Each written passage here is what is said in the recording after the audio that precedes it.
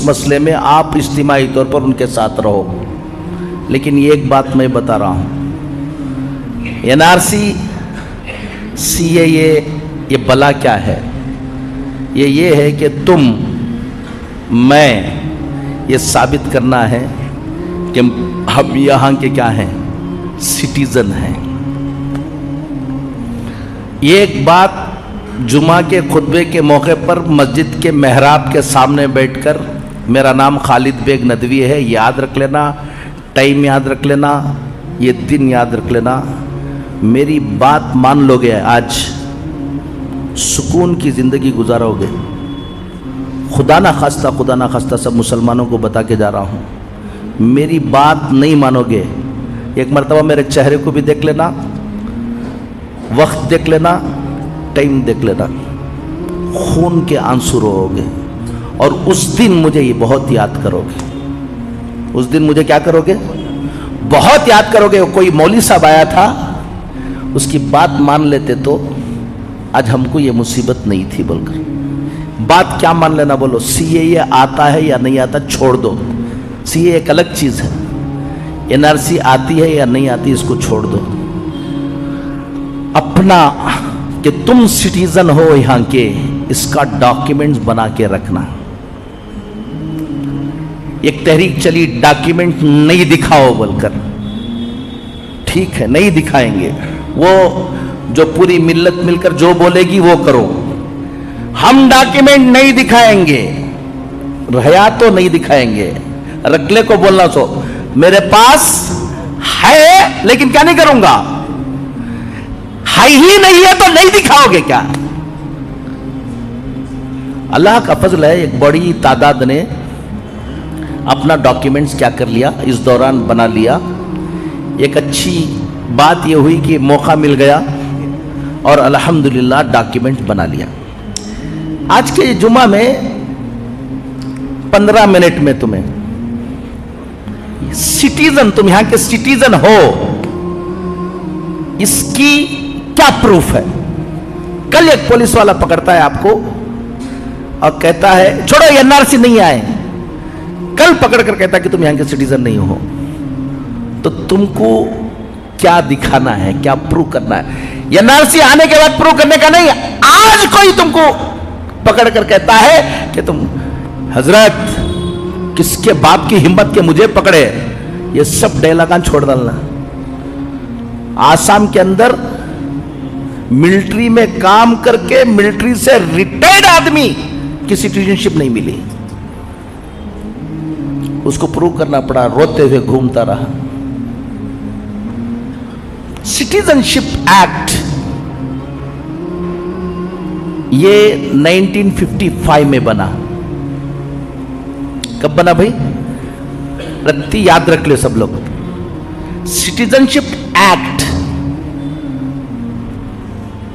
26 जनवरी 1950 में हमारा कॉन्स्टिट्यूशन बना, दस्तूर बना।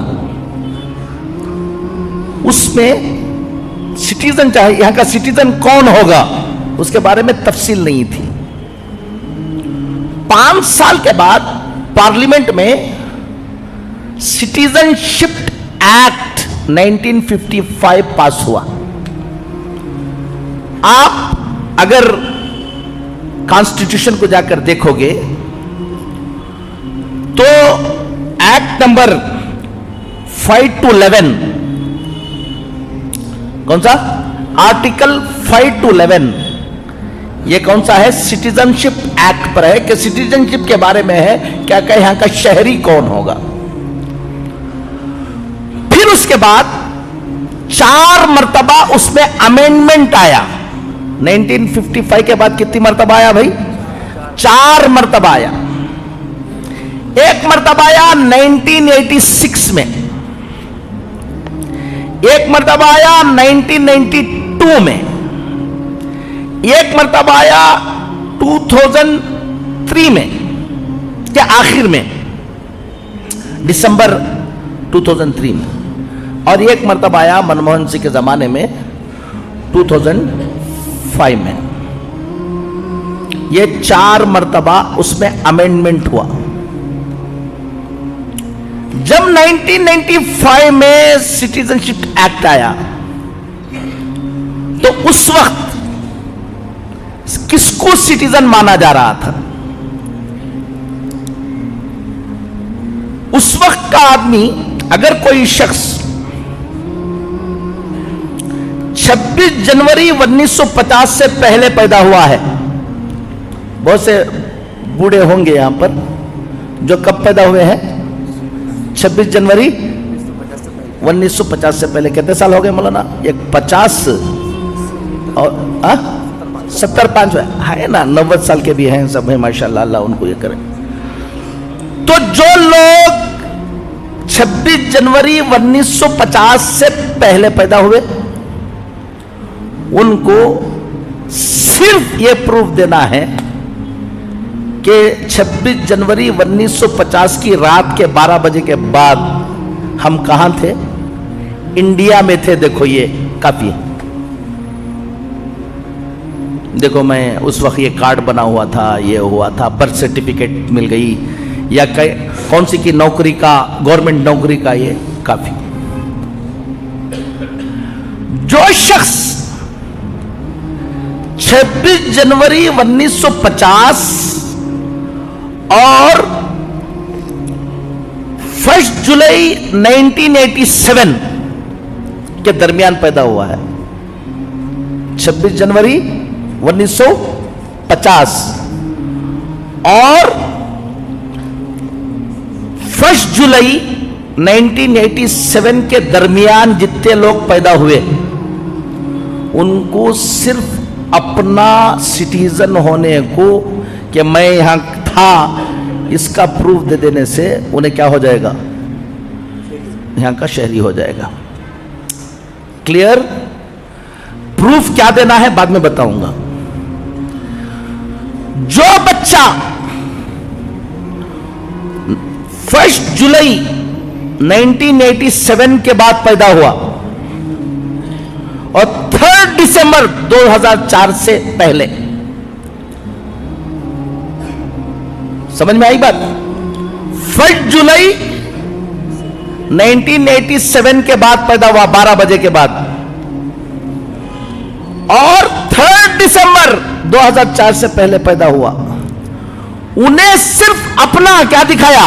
देखो मैं इंडिया का क्या हूं, शहरी हूं, मेरे पास ये प्रूफ है, तो उसको सिटीजन नहीं माना जाएगा। उसको क्या नहीं माना जाएगा? उन्हें अपने फाइल के साथ अपने बाप, उसका बाप भी सिटीजन है यहां का, या उसकी मां सिटीजन है यहां की, वो प्रूफ भी साथ लगा के रखना, तब जाकर इसका क्या होगा। आप 87 के बाद पैदा हुए या पहले पैदा हो गए? 86 में पैदा हुआ था, आपका मसला हल हो गया। जितने भी आपके बच्चे जितने भी 87 के बाद पैदा हुए हैं 2004 से पहले, 3 दिसंबर 2004 से पहले, उनको क्या रखना है? सिर्फ उन्हें अपना डॉक्यूमेंट रख लेने से क्या नहीं होने वाला, उसकी बर्थ सर्टिफिकेट रख लेने से क्या नहीं होगा, उसकी बर्थ सर्टिफिकेट, उसकी शहरियत का प्रूफ रखने के साथ या तो अपने बाप या तो अपनी मां का प्रूफ भी उसके साथ कि वो भी इंडियन सिटीजन है, लगाव को रखोगे तो तुम्हारा सिटीजनशिप क्या होगा? ये होगा। नेक्स्ट, जो बच्चा 3 दिसंबर 2004 के बाद पैदा हुआ और अब तक, 4 के बाद कौन है? हाथ उठा कोई हो तो देखो, ये सब बच्चे ये सिर्फ अपना रख लेंगे तो क्या नहीं होने वाला है, ये सिटीजन नहीं है। इनको अपना प्रूफ भी रखना है कि मैं यहीं पैदा हुआ, बाप का भी प्रूफ रखना है और मां का भी प्रूफ रखना है, दोनों का रखना है, तब इनकी फाइल पूरी होगी। क्लियर? इसको बोलते हैं सिटीजनशिप बाय बर्थ। एक है सिटीजनशिप बाय डिसेंट, उसका कानून क्या है कि जो बच्चा 26 जनवरी 1950 के बाद पैदा हुआ, यहां का सिटीजन था, वो जाकर सऊदी में था या कहां था, अमेरिका में, किसी भी बाहर की कंट्री में उन्हें काम कर लेकर था, वहां एक बच्चा पैदा हुआ, उसको बर्थ कहां हुई, वहां हुई। अगर फादर उसका सिटीजन है तो ऑटोमेटिकली उन्हें भी क्या है, सिटीजन है। 10 दिसंबर 1992 से पहले के बच्चे, 10 दिसंबर 1992 के बाद कोई बच्चा इंडियन सिटीजन का बाहर पैदा हुआ तो वो सिटीजन मान लिया जाएगा कि फादर या मदर उसके क्या हो। 3 दिसंबर 2004 के बाद जितने बच्चे पैदा हुए उनको उसी वक्त सिटीजन माना जाएगा। वहां सऊदी में पैदा हुआ, 1 साल के अंदर उस बच्चे के बारे में जाकर इंडियन डिप्लोमेटिक मिशन के अंदर उसका वहां पर क्या कराना, आप रजिस्ट्रेशन कराना। अगर रजिस्ट्रेशन करा के रहे तो वो बच्चा यहां का सिटीजन होगा, अगर रजिस्ट्रेशन नहीं करा के रहे तो आप तो क्या रहेंगे, इंडियन रहेंगे, वो बच्चा क्या नहीं रहेगा, इंडियन नहीं रहेगा। एक है सिटीजनशिप, इसको मैं छोड़ देता हूं आगे की। एक है सिटीजनशिप बाय रजिस्ट्रेशन, ये जो यहाँ के पहले से यहाँ पैदा नहीं हुए थे, फॉरेनर थे, इंडियन ओरिजिन के थे, उन्होंने दोबारा क्या लेना चाहते हैं, यहाँ पर सिटीजनशिप लेना चाहते हैं, उनके लिए सिटीजनशिप बाय रजिस्ट्रेशन, ये जो सीए आया है ना, उन्हीं के लिए आया है। उसमें सीएए में आया है कि अगर सिटीजनशिप नेचुरलाइजेशन, एक सिटीजनशिप रजिस्ट्रेशन, इसके लिए सीएए आया है। उसके अंदर यह है कि अगर अफगानिस्तान, पाकिस्तान, बांग्लादेश, इसके कोई भी आदमी आकर यहाँ रजिस्ट्रेशन लेना चाहता है, पहले से 10 साल या 12 साल का शरायत है, वो सिख होगा, जैन होगा, बुद्धिस्ट होगा और हिंदू होगा, तो उसको हम क्या दे देंगे, सिटीजनशिप दे देंगे। मुसलमान होगा तो क्या नहीं करेंगे, नहीं देंगे। यही सीएए है। मैं आपको यह सीएए इस वक्त थोड़ा सा पेचीदा है, जल्दी ख़त्म करना है इसको, इसमें आता हूं। अब आपको करना क्या है, आसाम में हुआ क्या मसला सुन लो, बोलता हूं। आसाम में डॉक्यूमेंट सबके पास था, कुछ लोगों ने घमंड किया यही, अरे सालों से हम यहां हैं, कौन हम ना, ये सब दुनिया में होता क्या बोलकर बाद में रोते हुए घूमे। लेकिन एक बड़ी तादाद के साथ क्या हुआ, जो नाम की स्पेलिंग है, एक डॉक्यूमेंट में एक स्पेलिंग थी, एक डॉक्यूमेंट में एक स्पेलिंग थी, यही स्पेलिंग वालों की तादाद 10 लाख की थी। समझ लो आप, हमारा हाल यह है कि हमारे डॉक्यूमेंट बहुत खराब हैं इस मसले।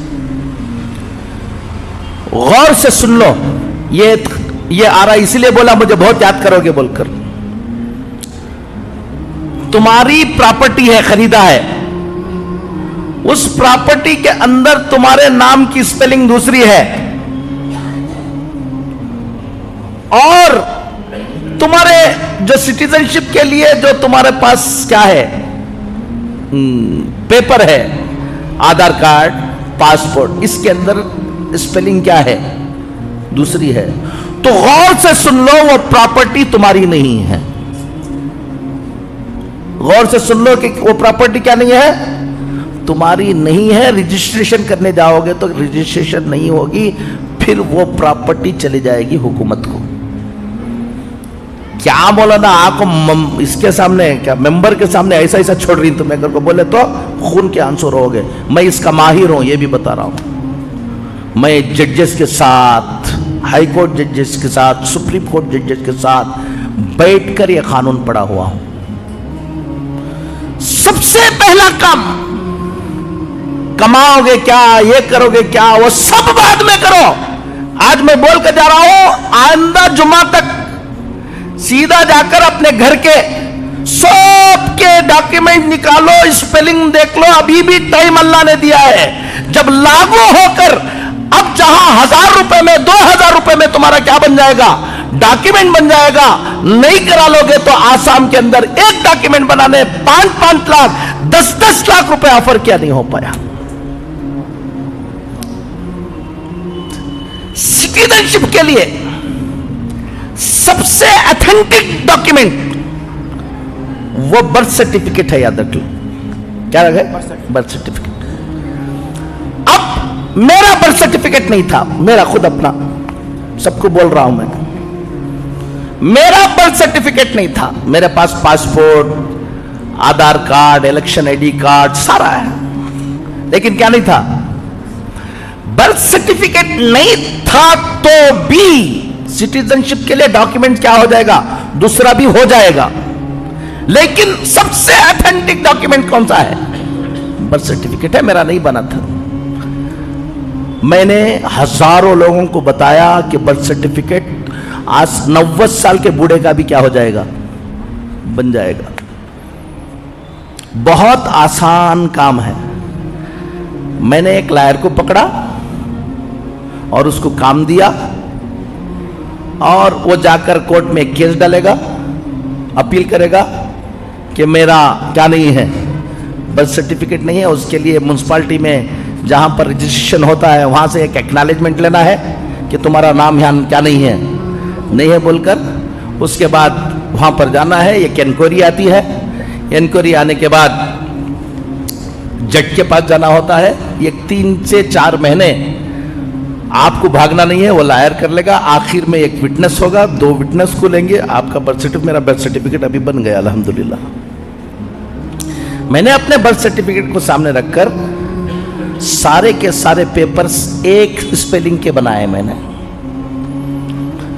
मेरा पेपर अब इनके लिए, इनके अम्मी के डॉक्यूमेंट्स में जो एक स्पेलिंग है, इनके पेपर में यही स्पेलिंग रहना। इनके अब्बा के डॉक्यूमेंट्स में जो स्पेलिंग है वही स्पेलिंग किसके रहना, इनके रहना। फिर उसके बाद प्रॉपर्टी को तुम मैच करना, तो उस प्रॉपर्टी को तुम्हारे स्पेलिंग ठीक नहीं है तो तितपोटी करा लेना, नहीं तो डॉक्यूमेंट्स में क्या प्रॉपर्टी के मुताबिक क्या बना लेना तुम्हें, ये करना। ये काम तो ये कर लेना। अब अपना मोहल्ले के जिम्मेदारों को मैं ये कहता हूं, हम लोगों ने लाखों लोगों के डॉक्यूमेंट बनाए अल्हम्दुलिल्लाह पूरे मुल्क में। जब हम लोग बना रहे थे कुछ लोगों ने ऐलान कर दिया डॉक्यूमेंट नहीं दिखाएंगे। अरे भाई नहीं दिखाओ भाई, मैं भी नहीं दिखाऊंगा, लेकिन बना को तो रख लेना है। तो डॉक्यूमेंट्स बनाओ। डॉक्यूमेंट बनाने की मस्जिदों के अंदर एक निज़ाम बनाओ। 200-300 घर रहते हैं, हर घर वालों को सबको मालूम नहीं होता, उसको समझा के बोलो। सबसे ज्यादा परेशानी कहाँ आती है? तलाक हो गई है, किसमें? मियाँ बीवी में। बच्चे हैं, बच्चे माँ के पास हैं, वो बाप को गुस्सा है, उन्हें अपने डॉक्यूमेंट्स देने के लिए क्या नहीं है, तैयार नहीं है। हमें ही बर्बाद कर देना चाहते हैं, हमारी नस्ल को गुस्सा आ गया है तो सब कुछ किसी भी तरह से बर्बाद कर देना चाहते हैं। मियाँ बीवी का बर्थ सर्टिफिकेट, ये क्या उसका नाम, मैरिज सर्टिफिकेट पक्का कबूल किया कर को उठ को जाको खाने खा ले हंगामा करते ना, उससे पहले क्या कर लेना, मैरिज सर्टिफिकेट बनाना, ऑथेंटिक मैरिज सर्टिफिकेट। तभी तुम्हारे बच्चे के लिए यह तय होगा कि उन्हें बाप है, उन्हें क्या है, मां है। टाइम हो गया है, फिर कभी इंशाल्लाह। सिर्फ इतनी बात समझ लो, अपने बच्चों की अकीदे की क्या करो, हिफाजत करो। नंबर 1 हालात जो आएंगे कोई घबराने की क्या नहीं है, मेहनत कर लो, अल्लाह ताला की मदद भी रहेगी इंशाअल्लाह। और जो दुश्मनाने दीन ये सोच रहेंगे हम ये कर देंगे हम वो कर देंगे, सब उनके हाथ में होता तो और क्या था। अल्लाह ताला की भी मदद हमारे साथ क्या रहेगी, शामिल हाल है इसलिए जी रहे हो और शामिल हाल रहेगी इंशाअल्लाह। लेकिन जो असबाब को हमें इख्तियार करना है वो असबाब को इख्तियार करो, अपने बच्चों के ईमान की हिफाजत करो, तालीम की तरफ फिक्र करो। और सबसे बड़ी बात है कि हमारे लिए हम सब नुकसान उठा लेंगे लेकिन अपना बच्चे के ईमान के साथ नहीं खेलेंगे हम। सबसे बड़ी फिक्र यह है कि मेरा बच्चा क्या रहे, ईमान वाला रहे।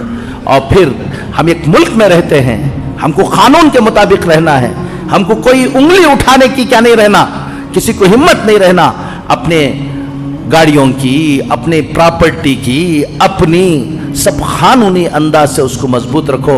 अल्लाह ताला दुश्मनों के जो इरादे हैं उसको क्या करेंगे, नाकाम करेंगे। अल्लाह कहने से ज़्यादा सुनने से अमल की तौफीक नसीब फरमाए। व आखिर दावाना अल्हम्दुलिल्लाह रब्बिल आलमीन। अच्छा 2 मिनट पर एक ऐलान है, उसके बाद इंशाअल्लाह नमाज़ सुन्नत पढ़ने के लिए मौका दिया जाएगा। अभी और बहुत तफसीली बात थी, क्योंकि जुमा का मौका है, जितनी बात हो गई अल्लाह ताला हज़रत को बहुत बहुत जज़ाए खैर अता फरमाए। हमें खुशी है, बहुत खुशी है, बहुत ज़्यादा खुशी है कि हज़रत जो है बहुत ज़्यादा मसरूफ़ रहते हैं। आपको अंदाज़ा नहीं है मसरूफ़ियत का, आप कभी उनके दिन के साथ एक दिन गुजारेंगे आपको अंदाज़ा होगा। हम सबका एक काम है, इनका उनके कामों में ये भी एक काम है। हम दिन में एक काम करते हैं, ये दिन में 100 काम करते हैं, उसमें से एक काम ये भी है। हज़रत बहुत ज़्यादा मसरूफ़ रहते हैं, उसके बावजूद हज़रत ने ख़ुद कहा कि हम आना चाह रहे हैं, दावत देना। हज़रत ने कहा नहीं, आने की ज़रूरत नहीं है, आप अपने काम में लगे रहो, मैं अपने काम में लगा हुआ हूँ। आप फ़ोन पर, मैं इन सारे तकल्लुफ़ात से जो है वो बाला तर हूँ और मैं इंशाअल्लाह फ़ोन पर ही आ जाऊँगा। हज़रत ख़ुद आ गए अपनी गाड़ी से।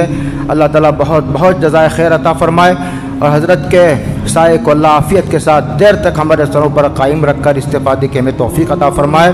2024 के इलेक्शन की तैयारी हमें क्या करना है, कैसे करना है, मैदानी सतह पर क्या करना है। जैसे हमारे माशाअल्लाह इज्तिमा शहर में भी और पूरे सूबे में तय हैं और चल रहे हैं कई माह से। अल्लाह ताला उनको मुबारक फ़रमाए, अल्लाह कबूलियत की शान से अल्लाह माला माल फ़रमाए और मुफीद फ़रमाए। इस तरह हमारा नारा है दावत व तबलीग का, हर घर हर फ़र्द। 2024 के इलेक्शन में भी जैसे हमने रियासत के इलेक्शन में काम किया, इसी तरह हर घर हर फ़र्द तक पहुँच गए।